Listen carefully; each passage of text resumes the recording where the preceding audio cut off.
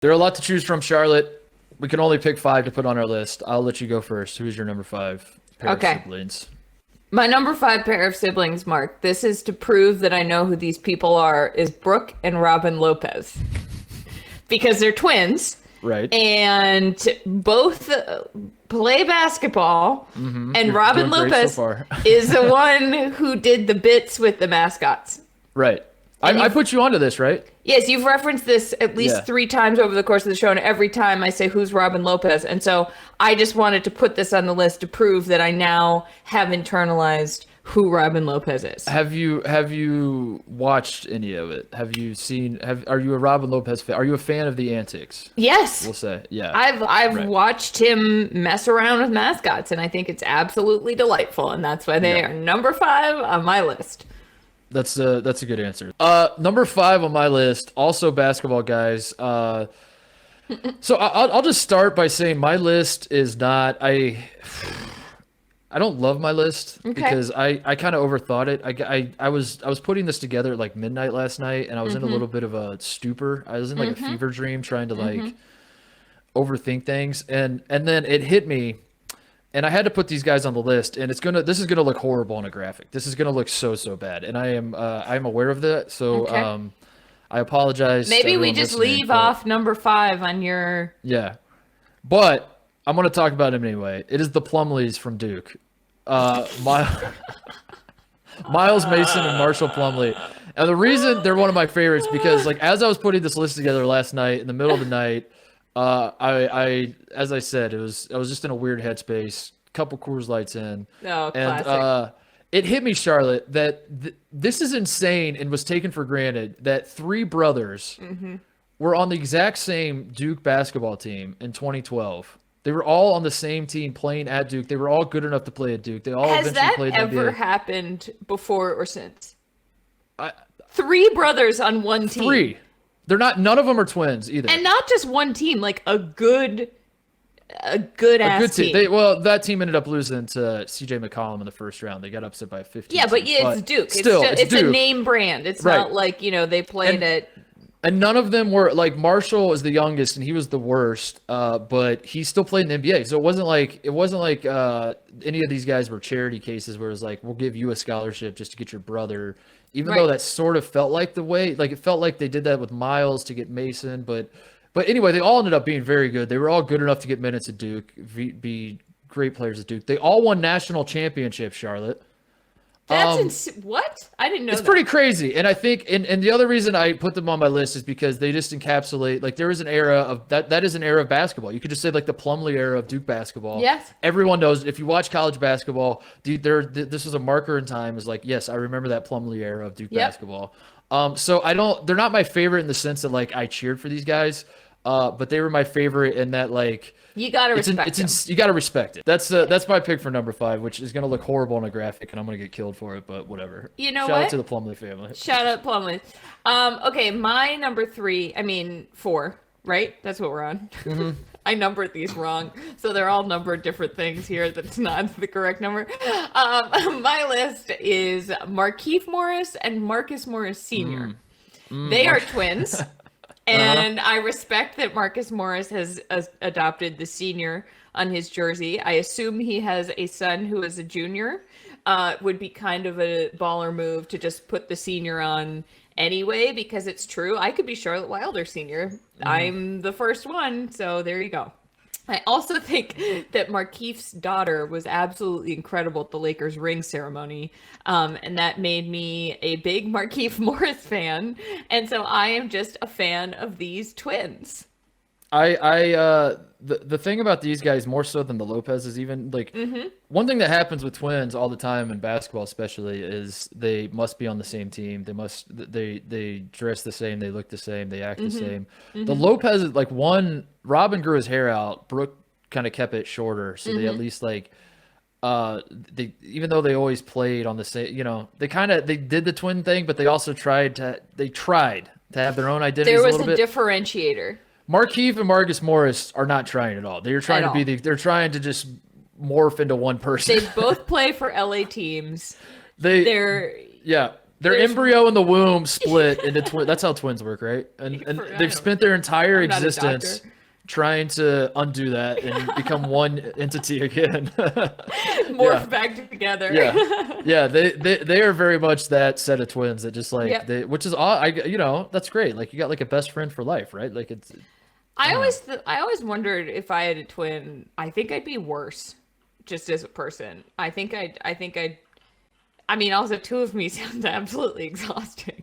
Isn't it weird that like no twins, or there's never like one that's fat and the other one's not, or like one that's, I mean, I guess it makes sense. They have the exact same. Who?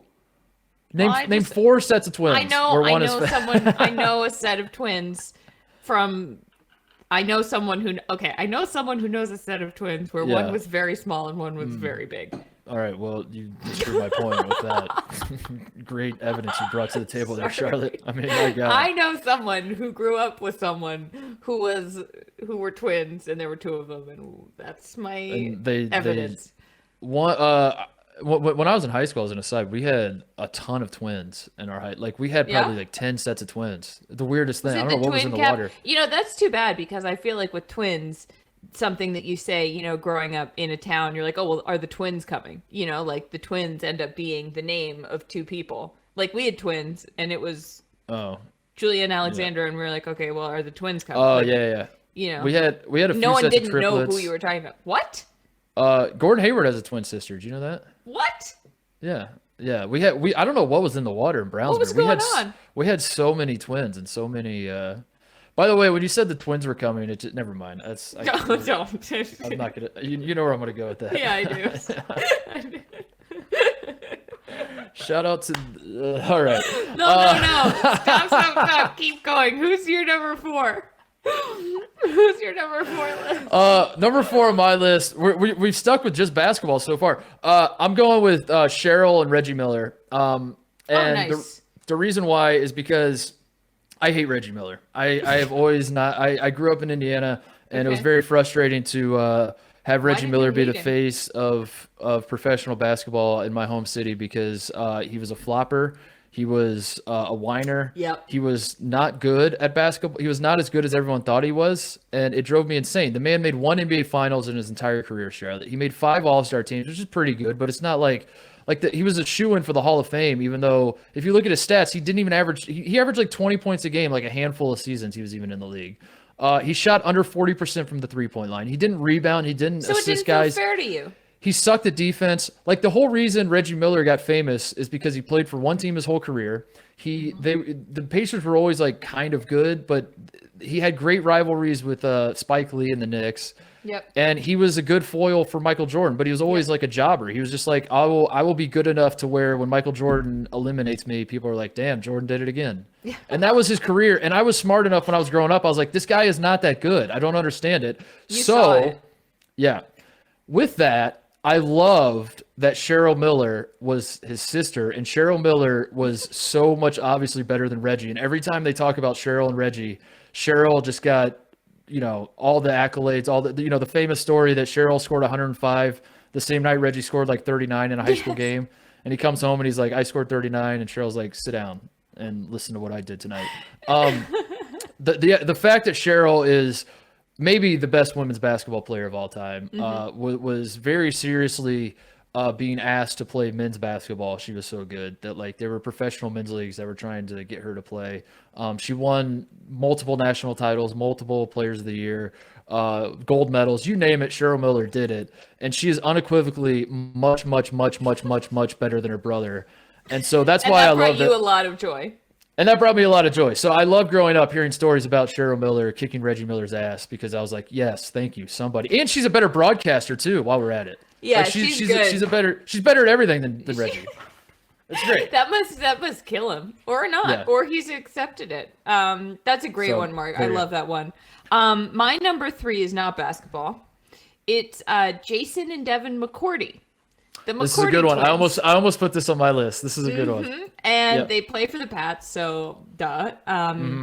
They are from New Jersey, so they've got that going for them. But I just love that they played for most of their career not being on the same team. and then they end up on the same team, and they have been so fun about it. They are so delightful with the media and actually say stuff, which for the Patriots is absolutely wild. And they're just very good. And I think that I had to put someone from one of my teams on here because this is near and dear to my heart. First set of brothers to start in a Super Bowl together and win a Super Bowl together. Yeah. Also, the real reason I almost put them on my list is because they share a Twitter account, and I find that to be the funniest thing. Wait, do they really? Yeah. Yes. I They did share not a know Twitter that. account. Yes. Oh, Devin and that's Jason so good. McCourty. I would so much. See, as an only child, I don't have a sibling to share a Twitter account with, but if I did, I would, because that's incredible. You can mess with people so much. Yeah. They'll never know which one of you is talking. I mean, as we were talking earlier, the twins wanting to be one entity thing, like they literally are like online. We're going to be one entity. Yeah. There are also some really amazing pictures of the McCourty twins after winning Super Bowls together, or a Super Bowl. I guess it was the 2018 one, but they're standing at the locker. They're one of my favorites. They're both sort of looking. It looks like someone had just called their name. And they turn around and look, and it's sort of taken from up top, but there's confetti everywhere, and they just look so unfazed by the fact that they have just won a championship together. And it also makes it so much easier for their parents. Think about it, because like if you've got two kids in the NFL, you've got to figure out how to go to each of their games. You got to make sure it's fair. Yeah. You got to balance it all out. This way, go to one game. Your two kids, they look exactly the same. You always know that they're your kids. And there you go. We should have done a power rankings of twins, most likely to switch identities just as a goof, like when you're in high school, like go to each other's McCourty twins. McCourty twins would 100%. Also, there's a theme with my list. If you're, I'm picking up on it. If you're I'm seeing where you're going. Catching on. Number 3 on my list. Some would say they're not brothers at all. Those people would be wrong, because their moniker is literally the Bash Brothers. I am talking about Mark McGwire and Jose Canseco. Oh, I knew there was going to be. I was like, I tried to think of a twist, so I knew you were going to think of a twist. Canseco won Rookie of the Year in 1986. Mark McGwire wins it in 1987. They go on to win 3 pennants together, smash a ton of home runs. They win the 89 World Series. They do an ungodly amount of steroids. They both become like the face of the steroid era for different reasons. Canseco because he narked on everybody and wrote a book, and everyone killed him for it. And then he was like, "Why are you booing me? I'm right." And then he kind of was vindicated. Like compelling argument. Yeah, like he's kind of vindicated, but also he's Jose Canseco, so it's like Wow,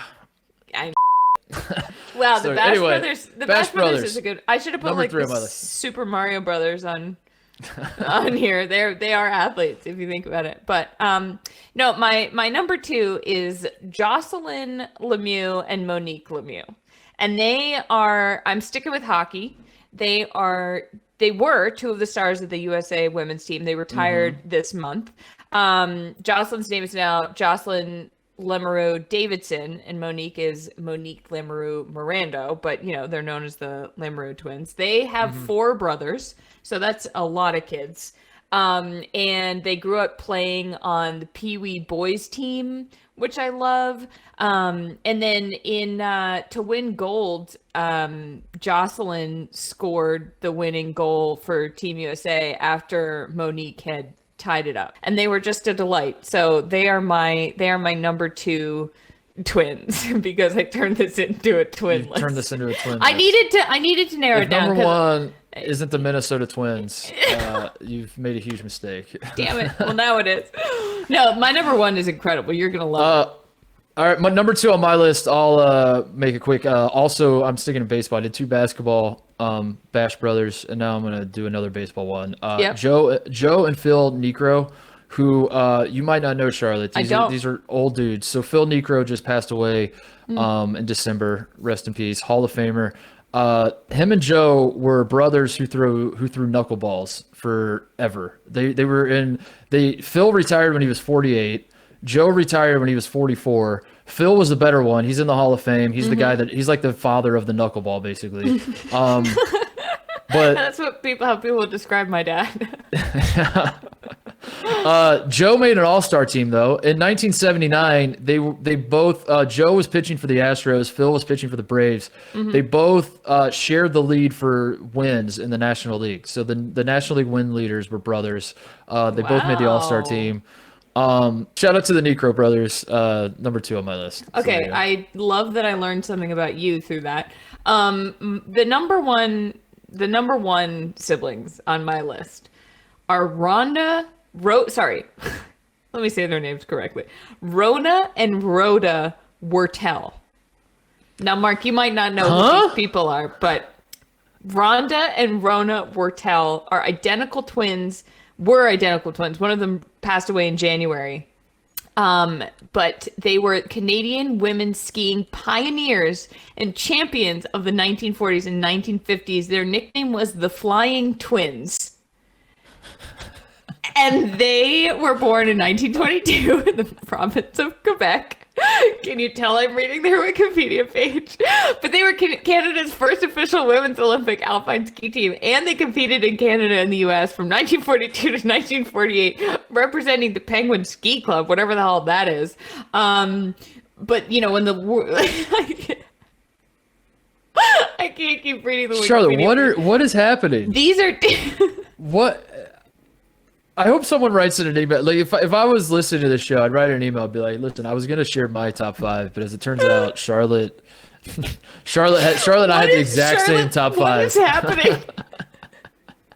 I'm gonna need that clip. Just like that's the story of my life, where I'm like, I don't know, but the train has left the station and I'm on it.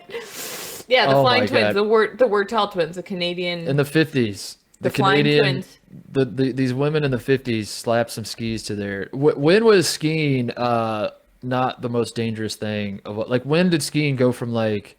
I mean, it's still obviously very dangerous, but like, what year did it go from you have to be out of your mind to like it's actually kind of eloquent and classy now? I think when they invented the helmet.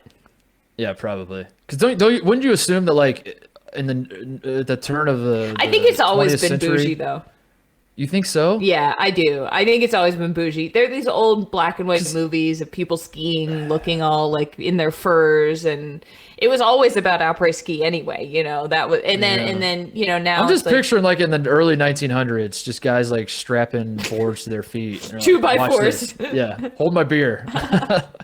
I mean, that's probably how it started. And that's how it started. And like, if you were a skier, you were just out of your mind. It was just Evel Knievel. Yeah, you were an insane person to do what they were doing. Yeah. Well, maybe you're right, but that's what maybe these women were. That Rona and Rhoda were pioneers. Mark is all I'll say. The Flying Twins. All right, I'll wrap it up. Number 1 on my list, the Klitschko brothers, Vladimir and Vitaly, the heavyweight titans. So good. These guys are unbelievable. They held every major heavyweight title there is to hold in boxing. They held it forever. They were dominant. Vitaly is better, apparently. So this is weird. What makes him interesting is Vitaly is the better boxer in that, first of all, he's 5 years older, but he lost 2 fights in his entire career. One was to a guy named Chris Bird, an American, where he was kicking his ass. He won 8 out of the 9 rounds in the fight. But he tore his rotator cuff, so he just threw in the towel, and he's like, I'm out. And then you look at the scorecards, and he would have won. Mm-hmm. The second one, he lost to Lennox Lewis, where Lewis busted his eye open, and they couldn't stop the bleeding. But Vitaly, at the time the fight was stopped, every single judge had Klitschko winning the fight. So Klitschko was like, all right, whatever, you got me, let's do a rematch. And then Lennox Lewis retired, so they never did do a rematch. He accepted that he lost. Yeah. I mean, he's like, you beat me, but like, I mean, but we'll do it again. And Lennox is like, because modern medicine can, like, if I wanted to stitch my eye, like he would have kept fighting. He didn't lose in a way you think of a boxer losing, is what I would say. Right. You know what I mean? Right. It wasn't his fault necessarily. His body didn't cooperate. And the other note about Vitaly that is mind blowing to think about is that this man was never knocked down in his entire professional career. Never knocked down, Charlotte. Not knocked out. Knocked down. No, I'm not talking knocked out. I'm talking knocked down. There was never a moment where he stumbled and fell over and then got back up and was like, I'm good. Never fell down once. And he knocked out, he won 45 fights and 41 of them were knockouts. What? What? So he retired? Yeah, he's done. He's the mayor of Kiev in Ukraine. I swear to God. Yeah, How did you he's just the mayor. casually drop that? He's the mayor. Yeah, he's the mayor. Meanwhile, his brother, so that's Vitaly. His brother Vladimir is probably more famous. Was he the one who dated Hayden Panettiere? Yeah. You want to talk about weird athlete couples? You want to talk about where my sports knowledge comes from? Yeah. It's who they dated in 2006. There you go. Well, that's probably why he's more famous. Vladimir, he was the guy that like he had the title for like he had titles. He has all these records for like longest reign and most heavyweight wins, or I don't know, whatever. Yeah. Boxing people, go figure it out for yourself. He also like made a ton of money, so like his pay-per-views always seem to do better than his brothers, even though his brother was the better fighter. So anyway, they're unbelievable. I wonder what it was, if it was like that fame factor. Yeah, I don't know. It's weird. He was younger, so like people probably like his brother probably carved the way and built a name. Yeah, and then he came up, and then everyone's like, "Oh, Klitschko's fighting. I want to buy that." Maybe that's what it was. But here's the final note I had on them. Yeah. They never fought each other, Charlotte. They were both absolutely dominant. The entire their careers overlapped. They kicked everyone's ass there is a kick in heavyweight boxing, and they never once fought each other because they promised their mother they would not fight each other when they got into boxing. So they never once fought each other. Yeah. Oh, I love that's actually a great way to save a relationship. Yeah. Hey pals, thanks for watching the People Sports Podcast YouTube channel. For more of mine and Mark's very weird rabbit holes, stick around, watch more. You can subscribe, smash that subscribe button. You know you want to. We're going to give you all the weird stuff we possibly can.